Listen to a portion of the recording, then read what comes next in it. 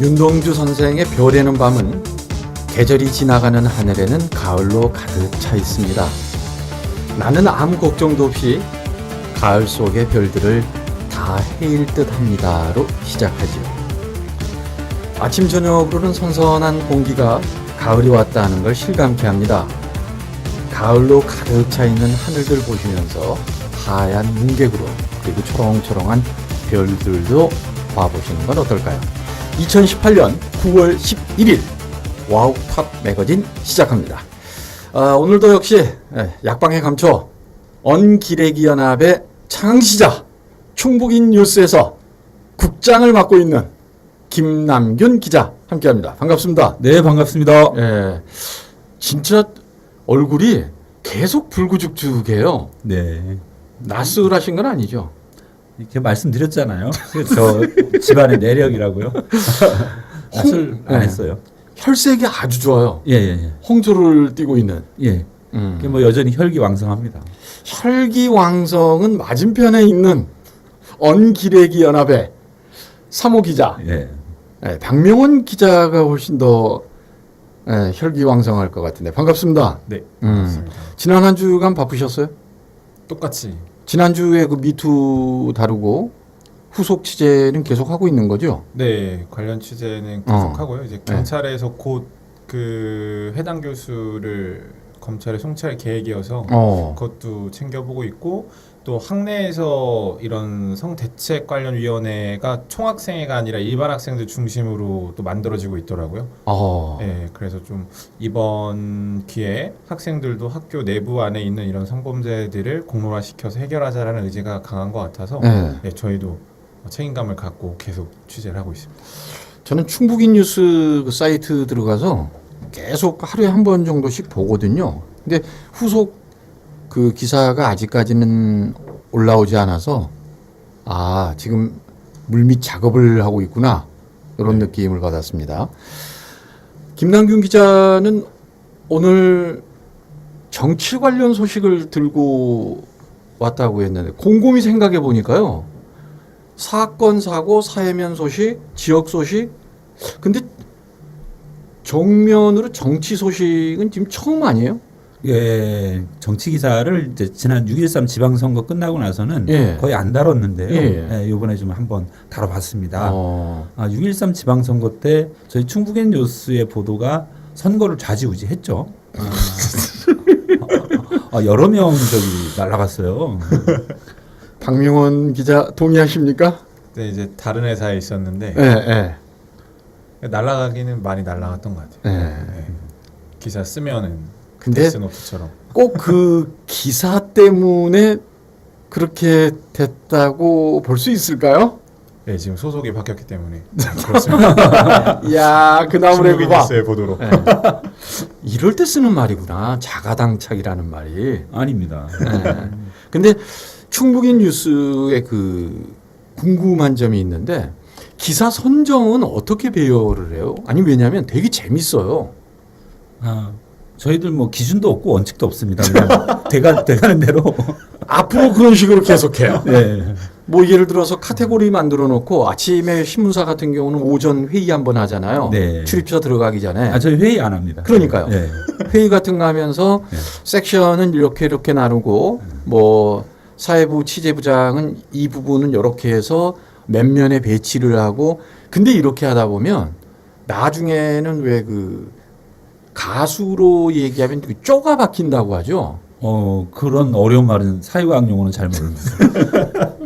공대 출신이십니다. 그러니까 그런 기준조차도 없다. 근데 저희는 뭐 그냥 되나 가나 그냥 닥치는 대로 그날 본 대로 본 게 있으면 쓰는 거고. 제가 지금 보고 있는데 근데 왜 재밌지? 이런 식의 기사 배열이? 제가 써서 재밌는 거예요. 아니 취재 아이템은 되게 좋고요. 기사도 좋은데 정말 밋밋하고 재미없어요. 누가요? 우리 박명원 기자. 재밌다고. 아니 그러니까 적당히 좀 성공했어. 뭐 옐로우 저널리즘이라고 예, 좀 약간 네. 그런 것도 좀 있어줘야 되는데 그걸 원칙대로. 되게 경계해요. 박명호 기자는 네. 되게 이제 모범생이라고 그래야 될까요? 네. 그러니까 모범 답안 적어내듯이 기사를 갖다가 예, 아주 건조하게 이제 끌고 가려고 되게 노력을 하더라고요. 건조하지 않습니다. 박명원 기자가 건조하게 끌고 간다. 하드바일드 스타일로 저는 저번에 한다면 이제 충시설관리공단 전직 공무원들이 비아그라 팔았을 때 네. 비아그라를 전면에 기사 제목을 뽑거든요. 그러니까 리드 문장으로 시작을 하는데 네. 예, 그 아마 지금 표정이 절 뭐라고 지금 네. 얼굴에 써 있잖아요. 지금 저 관종 보듯이 관종식 보듯이 하잖아요. 야, 우리 박 기자는 안 그래요. 후배를 디스하는 듯 하면서 결국 자기 자신이 망가져가고 있다는 건 아시죠 지금? 좋아요. 살신소년의 자세. 사실은 뭐 저희는 이제 우리 그 보면은 기사에 이제 우리가 클릭해서 열어보면 막 여러 가지 광고가 막 나오잖아요. 저희들은 그건 절대 하지 않아요. 광고가 별로 없으니까. 이렇게 성인 광고 이렇게 예. 근데 이제 그거는 독자에 대한 예의가 아니다. 해서 저희들은 광고를 안 맞아. 줘요. 진짜 그거 없더라. 그런데 이게 이제 조회수에 따라서 네. 이게 이제 광고비가 책정이 되거든요. 네. 그래서 많은 언론사들이 이제 조회수 경쟁하기 위해서 네. 냈던 뉴스도 끄집어내고 그 날짜에 이제 인기 검색어 상위에 있으면 어거지로 연결시켜서 넣고 그런 식으로 하는데 저희는 그런 거 안 하잖아요. 해커들에게 부탁해서 그런 건 안 되나? 해당 기사를 클릭하면 예. 안 열리는 거야. 근데 네. 조회수는 올라가고 그래서 두 번째 클릭하면 열리게끔. 네. 그럼 더블이 되는 거잖아요. 예. 아마 이게 드루킹 모셔야 될 것 같은데요. 사실 그래서 저희는 조회수가 중요하지 않는데 연연하지는 않는데 아무래도 기사를 쓰는 입장에서 그러니까 많은 사람들이 본다. 그거 자체가 어떻게 보면 즐거움이거든요. 그래서 저희는 광고 때문이 아니라 뭐 그런 좀 나름대로 이제 사명감, 정론지피라는 언론으로서의 뭐 자부심 이것 때문에 조회수를 좀 신경 써요. 야, 진짜 오랜만에 들어본다. 정론직필. 네. 그거 진짜 오랜만이에요. 네. 예전에는 그 신문 방송학과 로망이었잖아요. 네. 많은 남자들에게 1학년 때부터 정말 귀에 딱지가 앉을 정도로 교수님들에게 듣는 말 중에 하나가 정론직필. 네. 야. 근데 아까 그 박명원 기자 보고 아주 드라이하다, 건조하다 이렇게 얘기를 네. 하셨는데 거기에 비하면 김남균 기자는 버터를 그냥 한 통 바른 듯한 기사는 안 그래요. 자 이제 넘어가시고요. 기사는 안 그런데 정론지피를 하겠습니다. 언제부턴가 저 사람이 마이크만 잡으면 사람이 덜 변하더라고. 예. 자, 오늘 첫 번째 소식 어떤 소식입니까? 그러니까 오래간만에 이제 정우택 의원에 대해서 좀 이야기를 하려고 합니다. 예. 한마디로 얘기하면 정우택 의원이 지금 고군분투를 하고 있어요. 자유한국당. 네네네. 우선 트럼프 미국 대통령 같은 경우에는 트위터 정치로 유명하죠. 예, 예. 네. 홍준표 전 그 당대표 같은 경우에는 결국 이것 때문에 이제 좀 구설수에 많이 오르기도 하고 지적도 많이 받았지만 그분은 이제 페이스북 정치를 하잖아요. 예. 그 계보를 이어서 정우택 의원이 그 SNS를 통해서 되게 이제 왕성한 활동을 하고 있습니다. 아무래도 이제 보면은 그러니까 이제 SNS 그 다른 우리 뭐 사선의 변재리 의원이나 오재세 의원이나 이런 분들 같은 경우에는 일주일에 뭐 한두 개 정도의 이제 이런 소식 정도가 간간히 이제 올라오는 편이고요. 그런데 정우택 의원 같은 경우에는 거의 뭐 하루에 한 건 이상 올라와요. 그리고 잘해요. 그 카드 뉴스라든가 이런 것도 만들고요. 영상 만들고요. 그다음에는 뭐 그 고성국 박사가 진행하는 팟캐스트에 출연해서 이야기를 하고요. 그다음에 최근에는 카드 뉴스 형식을 빌어가지고 정우택의 두 줄 논평, 얘기 들어봤어요. 이런 것도 내거든요.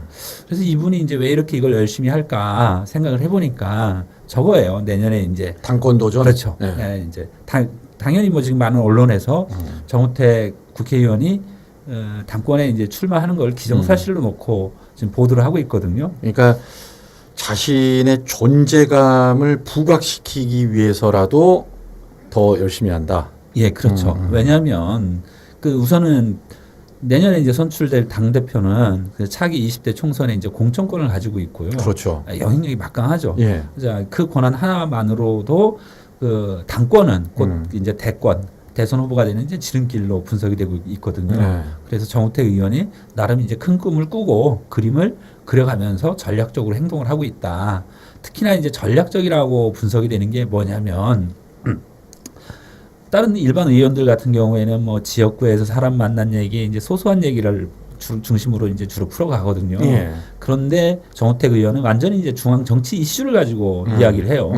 가령 소득 주도 성장의 문제라든가 뭐 고용 쇼크의 문제, 그다음에 최근의 인사 이렇게 해서 이제 모든 그 화살이 문재인 그 이제 대통령에 대한 이제 공격이거든요. 일부러 대립각을 세우는 것처럼 비춰지게 하는구나. 그래서 뭐 참 그 최근에 이제 뭐 고용 쇼크라든가 뭐 이런 문제들 또 서울의 아파트값 문제 이야기를 하면서 이 문재인 그러니까 이제 노무현 전 대통령 참여 정부에 이은 참사 정부다. 뭐 고용 참사라든가 부동산값 아파트값 참사 뭐 이런 식으로 하면서 아주 이제 강한 이제 언어를 써가면서 이렇게 하는데요. 저는 일단 한편에서는 긍정적인 측면이 있고 또 한편에서는 부정적인 측면도 있을 거다. 긍정적인 측면은 SNS를 통해서 적극적으로 활동한다는 것 자체가 사실은 이미 뭐 그 자체가 이제 긍정적인 부분들이고요. 그다음에 이제 부정적인 측면은 제2의 홍준표가 될 수도 있다. 그렇죠. 이제 홍준표 전 당대표 같은 경우가 이제 막말 이것 때문에 논란이 많이 됐는데 오죽했으면 망언 제조기 이런 말까지도 나왔잖아요. 그 홍준표 대표에 비하면 우리 정우택 의원 같은 경우에는 이제 글도 점잖고 또 글 솜씨도 있어요. 워낙 또 글을 본인이 직접 많이 쓰신다 하더라고요. 그런데 이제 표현이 보면 경계선에서 이제 아슬아슬하게 이제 넘어가는 그런 것들이 있더라고요. 잘못하다 보면 그런 부분에서 아직까지 민심은 그 한국당에 대해서 녹록하지 않거든요. 그 박근혜 정부에 대한 아직 용서라든가 이런 부분들이 이제 되지도 않았는데 그럼 그 우리 민심에서 요구하는 거는 나름대로 이제 반성과 참회, 자기 성찰인데 그런 것 없이 막 이렇게 이제 문재인 정부의 어떤 뭐 당연히 비판은 해야 되겠지만 그렇게 이제 어떻게 보면 그 과도하게 보이는 또 이제 표현 자체가 이렇게 보이는 부분에서 있다 그러면 민심에서 그 받아들이기 힘든 상황도 있을 수가 있을 것 같아요. 일단 당내에서는 비박과의 관계도 좀 복원을 해야 되지 않겠습니까? 당권까지 가려면? 아마 잘 하겠죠. 왜냐하면 워낙 정치에 이제 고단수고 당내 그런 역학관계라든가. 자, 그리고 이 자유한국당 얘기가 나왔으니까 또 자유한국당의 그 박덕흠 의원이 있잖아요. 그 영동 옥천 이쪽 보은 이쪽 지역구이신 분. 이분도 요즘 활동이 왕성하던데요. 우선은 뭐 박덕흠 의원 같은 경우에는 그 페이스북 활동을 되게 열심히 했습니다. 페이스북에서 차지하는 것 중에서 가장 많은 부분이 노래 부르는 거였어요. 행사장 가서 주민들 앞에서. 진짜? 이제 그럼 마이크 잡고 이제 뭐 축제 이렇게 노래하고 그러다가 노래하다가 저기 그 군의원한테 민주당 군의원한테 맞기도 좀 했었죠. 자, 그런데 이제 저는 여기서 보면 대비가 되는 게 당연히 보면 이제 SNS라든가 이런 거는 민주당이 이제 잘 하고 있었던 영역이잖아요. 특히 강조했었던 게 소통.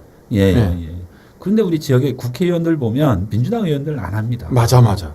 그런데 오히려 이제 한국당 의원들이 왜 이렇게 조용한 거예요? 그러니까 엄청 열심히 해요. 그러니까 경대수 의원 같은 경우에는 좀 그 거의 안 하는 편이긴 하지만 그 지금 이제 의원직 상실했습니다만 그 권석창 의원 그분 같은 경우에도 페이스북을 통해서 상당히 이제 어떤 소통이라든가 이런 부분들 많이 했었었고 그다음에 이제 정우택 의원은 뭐 워낙 이제 많이 하고 있으니까요. 그다음에 박덕흠 의원도 되게 이제 많은 그 게시물을 올립니다.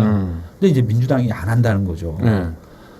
근데 SNS를 하지 않는다고 해서 정치 활동을 잘 하지 않는 건 아닌데 저는 제가 의심스러운 게 뭐냐면 이분들이 안 하는 게 그냥 그쪽에 의미를 두지 않아서가 아니라 할 말이 없어서 안 하는 것 같아요. 저는 저작거리에서 그런 이야기도 들었어요. 막상 뽑아줬더니 그 좀 속되게 표현하면 좀 배가 부른 거 아니냐 이런 따끔한 이야기들도 분명히 있어요. 그러니까 자유한국당과 굳이 대비를 하자면 자유한국당의 의원 개개인은 각자의 어떤 이유, 각자의 명분을 찾아서 왕성히 활동을 하고 있거나 하는 것처럼 비춰진단 말이에요. 근데 민주당은 말씀하신 것처럼 이슈의 중심에 별로 없어요. 그 이슈의 중심이 아니고 요즘 논란의 중심에 있는데요. 주민수건 사업이나 이런데. 네네. 주민수건 사업비에 대해서 요즘 또 가정수건 사업비다. 주민수건 사업비가 아니라 뭐 이런 얘기도 있더라고요. 근데 제가 이제 주목해서 보는 거는 뭐냐면 우리가 부부싸움 하다가도 집안에 도둑이 들면 싸움 멈추고 도둑 잡아야 되지 않겠습니까? 그렇죠. 그러니까 쉽게 얘기하면 지금 문재인 정부가 나름대로 좀 어떻게 보면 위기예요. 그러니까 지지율이 이제 뭐죠? 이제 국정 수행 그 지지도가 50% 이하로 이제 나온 것도 있고 이제 처음인데 실제로 여러 가지 수치가 좀 안 좋은 수치들이 있었어요. 그러니까 서울의 아파트값이 엄청나게 이제 올랐고 그 다음에 이제 고용 그 절벽이라든가 이런 거에서 사실은 여러 어떻게 보면 혼란스러운 시기거든요. 자, 그런데 이제 정우택 의원이라든가 그러니까 필두로 해가지고 그 지점을 파고들면서 엄청난 공격을 한단 말이에요. 자, 그러면은 막아줘야 되잖아요. 그렇죠. 지금 보면 뭐 본인들이 문재인 정부의 어떤 정책 소득주도 성장이라든가 이런 것들이 자기 마음에 부합하지 않는다 하더라도 한쪽에서 상대방이 저렇게 공격을 해주면 우선은 막아주고 같이 급한 불 끄고 이렇게 지켜줘야 되는데 전혀 그런 역할을 안 한다는 거죠. 예전부터 보면요. 자유한국당이 특히 표로 뭔가 표현을 할 때는 진짜 일사불란해요. 잘 뭉쳐. 근데 민주당은 조금 그 내부적으로 이렇게 이 구심점이 상당히 약한 게 아니냐. 이건 뭐 어제 오늘의 지적이 아니거든요. 자, 그러면은 이제 국회의원들만 그러냐. 사실은 지금 이제 그럼 우리 이제 도의회라든가 청주시의회 그다음 민주당이 사실은 속된 말로 완전히 다 먹었지 않습니까? 다 먹었는데 그 집안 돌아가는 꼴을 좀 보세요. 초선 의원들하고 저기 뭐 민주당하고 갑자기 뭐 각을 세워야 되는 이유가 있어요. 뭐 오늘 표현이 막 저런 꼴을 보세요. 그러니까 요즘 하는 걸 보면은 이게 장난하는 것도 아니잖아요. 소통을 강조했지만 도의회가 실제로 이제 시민단체에서 그 요구했던 알려달라고 했던 거에 대해서 한 달 동안 지금 답변이 없는 거예요. 그다음 도의회 대변인이 오히려 시민단체를 폄하하는 막말을 했다라고 하는 그렇게 이제 그런 부분들도 좀 있었었고요.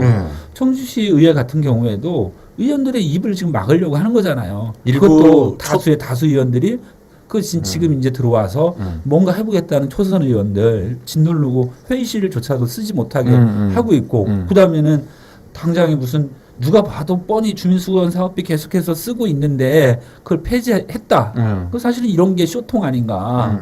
근데 좀 되게 안타까워 보여요. 그다음에는 선거 과정에서도 문제가 제일 많았잖아요. 공천원금 이전에 유권자들한테 이미 이제 금품 돈, 갈비 세트, 그다음에는 그 상품권 이렇게 해서 지역 주민들한테 사실은 그 과징금 폭탄 맞게 하고 그런 거 다 민주당이었잖아요. 거기다 공천원금 파동도 있고 자 그러면은 이거에 대해서 그런데 민주당이 사과를 했냐 공개적으로 사과 안 했어요. 그냥 개별적으로만 했지. 자 그런 거에 대해 책임지는 모습 보이지도 않고 그 다음에는 재량수건 그러니까 이 주민수건 사업비라든가 이런 문제들에 대해서 당 차원에서 어떻게 보면 이 정도면 대책을 내놓고 우리 이렇게 하겠다라고 가야 되는 거 아닌가요? 그런데 이제 아무것도 안 해요. 근데 어제 그 시의회에 나온 얘기들 보니까 이제 내년 본예산 편성 때부터 주민수건 사업비 이거 폐지한다면서요. 대신에 필요하면 해당 의원이 직접 찾아가서 신청을 하는 이런 방식으로 바꾸겠다. 어제 그러니까 10일 어제 이런 발표가 있었죠? 이게 근데 사실 전혀 그 맞는 얘기가 아니에요. 이게 그게 무슨 얘기예요? 소규모 주민수건 사업비라는 이름을 없애겠다라는 거지. 예산 항목을 없애겠다는 거지. 이 제도를 없애겠다는 게 아니거든요. 그 얘기는 내가 하려고 그랬는데. 그러니까 포장만 살짝 바꾼 거잖아요, 지금. 네, 거의 이거는 포장지를 바꾼 것도 아니고 어떻게 보면은 오히려 더 주먹구구식으로 사용될 수 있고 이전보다 더 지금보다 더 사적으로 유용될 수 있는 가능성이 매우 높은 결정이다. 그 근거가 뭐냐면 저희가 어제 보도했다시피 그 지방의원들이 과연 이 뭐 본인들이 원하는 표현대로 불러준다면 주민수건 사업비를 어디다 썼느냐. 그럼 이렇게 말했거든요. 그 시나 도 관계자들 모두 사업의 필요성, 시급성 이런 것들을 모두 검토해서 선심성 예산은 빼고 필요한데 적재적소에 넣겠다라고 했는데 뭐 죄다 뭐 어디 아파트, 경로당, 뭐 진입로, 아파트 주차장 만들어주고 이런데 정말 말도 안 되는 곳에 예산을 쓰고 있거든요. 그러니까 이런 것들이 그나마 지금은 그 예산 항목으로 묶여서 소규모 주민수건 사업비에 이런 항목들이 있다라고 저희가 예산서를 보면 볼 수라도 있는데 앞으로는 그 예산 항목이 없어지면 그거 자체가 없어져 버리는 거예요. 좋아. 그럼 이 주민수건 사업비는 잠시 뒤에 떼어내어서 저희가 따로 한번 집중적으로 파보기로 하고 더불어민주당, 자유한국당 지지율로 보자면 제3당의 자리를 꿰찬 정의당. 네. 정의당 쪽 얘기도 좀 들어보죠. 그러니까 이런 말들이 나와요. 그 지역에 이제 우선은 혜성같이 등장한 김종대 의원 있지 않습니까? 또 이 방송 때문이라고 해줘야지 또. 네. 근데 이제 김종대 의원은 그 정우택 의원이 문재인 정부의 소득주도 성장이라든가 이런 거를 갖다 맹렬히 공격을 하고 있는데 그걸 방어하는데 누가 앞장서고 있냐? 지역에서는 김종대 의원밖에 없어요. 그러니까 그 모양새가 참 이상한 게 문재인 정부를 이 비판이나 비난을 하면 민주당 의원들이 거세게 들고 일어나야 되는데 민주당 의원들은 잠잠하고 관심도 없는 것 같아요. 정의당 소속의 김종대 의원이 나름 자신의 논리로 계속 반박을 한단 말이에요. 이러다 보니까 이런 부작용이죠. 이런 현상이 생겨요. 지역에서 어떤 분들은 김종대 의원이 민주당 의원이구나 이렇게 생각을 해요. 그러니까 정의당이 문재인 정부를 탄생시킨 곳이 아니지 않습니까? 그런데 그런 말들이 나오는 거예요. 지금 문재인 대통령의 당적이 정의당 아니냐 이런 얘기도 나와 심심찮게 나와요. 맞네. 그러니까 뭔가 지금 민주당이 너무 이제 꽃간에 너무 많이 채워서 배가 부른 거 아닌가. 적어도 문재인 정부가 소득주도 성장을 공약으로 내걸고 당선이 됐으면 그거에 대해서 실제로 그 공약이 이루어질 수 있도록 힘을 실어줘야 되는데 누구 하나 그거에 대해서 힘을 실어주거나 그러지 않다. 제가 그래서 이제 그 의원들 이름으로 검색으로 소득주도 성장하고 이렇게 해서 검색을 해봤어요. 가령 뭐 우재세 의원하고 소득주도 성장 이렇게 이제 동시에 검색을 놓고. 그럼 엉뚱한 기사가 나와요. 저도 해봤어요. 그러니까 그런 게 없다는 거죠. 그래서 적어도 대통령을 배출한 정당이라고 한다면 그 소신과 철학이 일정하게 차이가 자기의 견해와 다르다 하더라도. 적어도 이 정권을 만들었으면 그 정권이 할 수 있도록 그 지켜주고 어떻게 정책 힘을 실어줘야 되는데 그러니까 동력을 해줘야 되는 게 맞는데 그런 걸 안 한다는 거죠. 그러고서는 엉뚱하게 5선 국회의원이 돼서 자기가 다음에는 국회의장이 도전하겠다. 그렇죠. 정의당은 지난주에 그 신입당원 뭐 환영식이 있었다는 얘기를 제가 들었거든요. 근데 당원들도 꽤 많이 늘었다고 하는 것 같고. 구체적으로 얼마를 늘었는지는 이제 공개하지 않겠다는 게 이제 정의당의 입장이고요. 그런데 이제 이 이야기를 들어보니까 우리 이제 시민사회 출신이라든가 민주당 출신의 그 이제 전직 뭐 의원이라든가 이렇게 많이 입당을 했다고 하더라고요. 그래서 당세가 확장되는 거는 맞고요. 근데 다만 저도 이제 그때의 행사 사진을 봤는데 의외의 인물이 있었어요. 그 자리에. 하얀 모자 쓰고 청주에 무슨 일이 나타나면 하얀 모자 쓰고 나타나는 흰 옷 입고 나타나신다는 그분. 천도 애국 그 국민운동 연합 대표신데 그분이 행사장에 있더라고요. 신입당원 환영회 행사장에. 그래서 그분이 그쪽으로 입당을 하셨나 좀 확인은 안 해봤는데요. 좀 궁금하더라고요. 어찌되었건 간에 이런 생각도 드네요. 그러니까 민주당이 좀 하지 못하는 부분에 대한 아쉬움. 이미 여론조사에서도 한두 달 전에도 계속 비슷한 패턴이 나타났었는데 민주당의 지지를 했던 그 분들 가운데 많은 분들이 정의당으로 배를 갈아타는 근데 우리 지역 같은 경우는 아까 말씀하셨던 김종대 의원이라든지 이런 쪽에서 그 민주당을 지지해주고 반박 그 자유한국당에서 지적을 하면 그걸 반박하는 이런 적극적인 자세를 보이니까 민주당을 지지했던 제가 한정을 붙였습니다.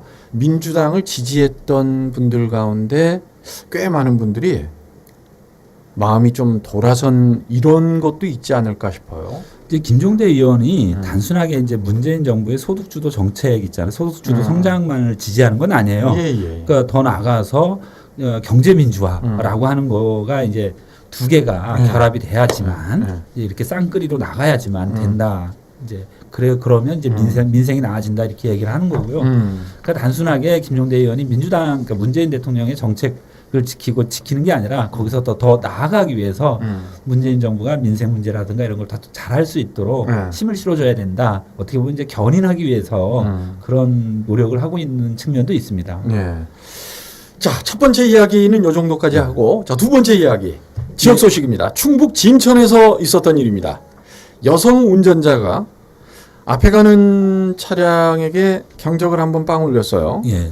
그리고 동영상을 보면 또 조금 가다가 한 아파트 단지 입구 쪽에서 그 차가 세워져 있으니까 또 한번 빵 울렸는데 그 앞차의 남성 운전자가 내려서 여성 운전자에게 차마 입에 못 담을 삐리리리리 이걸 했는데 이게 7월에 있었던 일이죠. 네네. 근데 이게 지금 난리가 났어요. 이건 뭔 난리 정도가 또 아닌 것 같은데 성지순례라는 말까지 나오고. 그러니까 일명 빨래니 사건이라고 불리는데요. 인터넷 커뮤니티 보배드림이라고 있습니다. 이 보배드림이 아주 센 곳이에요. 그러니까 참고로 보배드림은 지난 수년 전에 이제 발생했던 청주 크림빵 뺑소니 사건, 그 가해 차량 그 범인을 이제 찾아냈던 곳이기도 하고요. 또 얼마 전에 문제가 됐던 송도 그 아파트 주차장 가로막은 그 캠리 주차 이제 문제와 관련해서도 그 여성의 이제 신상을 파악을 해서 공개를 하고 거기 가서 이제 항의 스티커를 붙이고 하는 이제 시위를 벌였던 데이기도 하고요. 보배 드림이 우리 박명원 기자보다 훨씬 더 셉니다.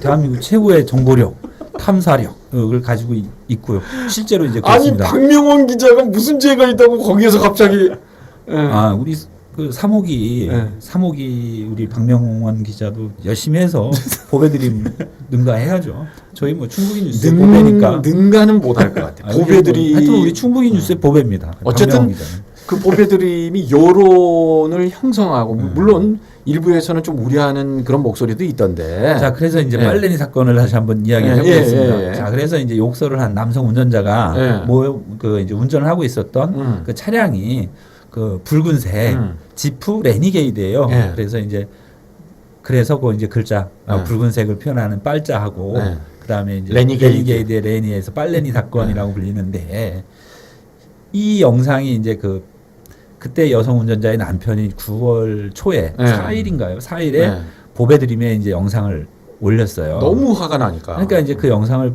보면 그 남성 운전자가 내려서 여성 운전자한테 처음으로는 존댓말로 이야기를 해요. 그렇게 경적을 울리시면 어떡합니까? 라고 하면서 쓱 안을 들여다보죠. 들여다봤더니 거기에는 어린아이하고 그러니까 이제 어린아이하고 여성 운전자밖에 없던 거예요. 그때부터 이제 막 욕을 하는 거예요. 욕을 하면서. 그런데 이 여성 운전자가 몰았던 차량은 그 이제 일본산이죠. 캠리라고 하는 자동차인데 그러면서 갑자기 민족주의가 등장해. 갑자기 이제 뭐 쪽발이 같은 XX야라는 하면서 이제 아이가 보고 있는데 욕설을 막 한 거죠. 그러니까 충격을 받은 거죠. 그걸 본 네티즌들이, 그러니까 보배드림 유저들이 이제 그걸 보고 또 보배드림의 이제 가장 큰 장기인 추적을 하는 거죠. 추적을 해서 사실은 이제 다 파악을 한 거죠. 그 다음에는 이제 결정적으로 그 차량이 어디에 있는 주차해 있는 곳까지 다 찾아낸 거예요. 그게 이제 진천의 그 혁신도시가 위치한 그 덕산면에 이제 한 곳인데요. 거기서 이제 그친 게 아니에요. 그러니까 이 사람들이 이제 그쪽으로 몰려듭니다. 전국 각지에서 각지에서 모여들고 인증샷을 날리고 거기에 상황실을 설치를 하고 그 다음에 이제 항의하는 스티커를 갖다가 이제 붙이면서 그 남성 운전자의 사과를 요구하는 거죠. 근데 이 남성 운전자는 나는 이미 법적 처벌까지 받고 있는 건데 내가 왜 사과하냐, 사과를 못 하겠다. 뭐 이런 소식들이 이제 계속해서 이제 올라오니까 전국에서 이제 계속 모여드는 거죠. 밤에도 모이고 낮에도 모이고 지금까지 이제 1,000여 명이 넘는 그 보배드림 사용자들이 다녀갔다고 하더라고요. 이 남성 운전자가 첫 번째 한 실수는 저는 이거라고 봐요. 그 설령 아무리 화가 났고 상대 운전자가 설령 반대로 엄청난 실수를 했다 할지라도 그 차에 어린 자녀가 타고 있었잖아요. 그럼 욱했다가도 우리가 보통 아이가 있으면 그 엄마나 아빠일 거란 말이에요. 그럼 최소한의 인격적인 부분을 생각한다면 아무리 속된 편으로 뚜껑이 열려도 그냥 욱하고 말 것 같은데 오히려 그냥 말씀하신 것처럼 입에 못담을 여기 막 지속적으로 터져 나온단 말이에요. 그리고 첫 번째 그 빨린이 지적된 차량은 다른 차량이었다는 얘기가 있던데? 네. 그래서 엉뚱한 사람이 피해를 그 이제 보배드림 유저들이 이제 파악해낸 게 처음에는 그쪽 지역에 그 빨간색, 붉은색 레니게이드를 모는 그러니까 차량이 2대가 있다. 이렇게 파악을 한 거예요. 그러니까 2대니까 대단하다. 그 중에서 그 한 대를 찾아서 이렇게 연락을 했었던 거죠. 이제 항의 문자 보내고 항의 전화하고 그랬더니만 알고 보니까 이제 사실이 아니어서 그거에 대해서는 이제 공개 사과하고 그때 욕설을 했던 진짜 이제 레니게이드 운전자를 찾아낸 거죠. 박명훈 기자, 이런 상황이라면 이 그 남성 운전자는 뭐 거의 이미 여론으로 재판을 다 받아버린 거 아닐까요? 그렇죠. 근데 이제 이분이 이제 형법상 져야 될 책임도 있어야 될 것 같아요. 일단 차에서 내려서 욕설을 한 행위라든지 뭐 그 과정에 있어서 차를 세우는 과정에 있어서 일부 난폭 운전이 있다면 그에 대한 형의가 적용이 될 것 같고 또 아이가 보는 앞에서 그런 욕설을 했다라는 것 또한 아동학대로 또 처벌을 받을 수가 있는 여지가 있어요. 그래서 이분이 본인 스스로가 이미 나는 법적인 처분을 다 받고 있는데 내가 왜 사과까지 해야 되냐 이런 태도보다는 법적인 책임은 그 다음의 문제고 먼저 그 아이에게 사과를 해야 되지 않을까. 그렇죠. 그런 생각이 들고요. 또 보배드림이 긍정적인 역할을 하는 것도 정말 많고 선의에 의한 행위들도 칭찬받을 일이지만 또 다른 피해자가 이로 인해 발생할 수 있기 때문에 본인들이 가지고 있는 영향력에 대해서 조금 더 차분하고 이런 고려를 좀 앞으로도 해줘야 돼요. 그만큼 보배드림이 더 커졌다는 거죠. 예전에야 이제 안에서 얘기하고 넘어갈 수 있지만 지금은 또 하나의 언론의 역할을 하고 있는 거예요. 보배드림이. 그래서 그 과정에서 혹시 또 다른 또 피해자가 있을 수도 있으니까 그런 부분을 조금 경계를 많이 해야 될 것 같아요. 정말 영향력이 막강한 곳이니까요. 저는 그런 생각도 들더라고요. 그 남성 운전자를 두둔하는 건 절대 아니에요. 근데 이미 뭐 거의 융단 폭격을 맞아버린 상황이잖아요. 네네. 그런 상황에서 사과를 해라. 그리고 뭐 그 저도 글 올라온 것들 보니까 그냥 뭐 단순한 조롱이 아니라 아예 그냥 인격을 말살시켜버리는 이런 글들도 교묘하게 포장되어서 올라온 것도 있었어요. 그러니까 그 남자의 심리까지 뭐 제가 이렇게 할 거는 아닙니다만 보면 사과를 할 수 있는 분위기도 필요치 않았느냐. 좀 이런 게 아쉽더라고요. 그런데 이제 공통점이 그러니까 송로 캠리 사건하고 진천의 이제 이 빨래니 사건의 공통점은요. 그 가해자가 좀 독특해요. 그러니까 왜냐하면 그분도 직접 나서서 사과 안 했잖아요. 사과 안 했고 그 다음에 이제 여기도 마찬가지고 그런 부분들이 이제 결합이 되니까. 박명훈 기자 말처럼 진짜 저도 너무 아쉽게 생각하는 게 그 사건이 여론으로 막 퍼져나가면서 그 초창기 때 이분이 좀 냉정하게 생각을 하셔서 그냥 있는 그대로 담백하게 내가 이러이러한 부분은 분명 잘못했고 특히 아이에게 아이가 있는 상황에서 이랬다는 건 뭐 유구무원이다. 100번 내가 잘못했다.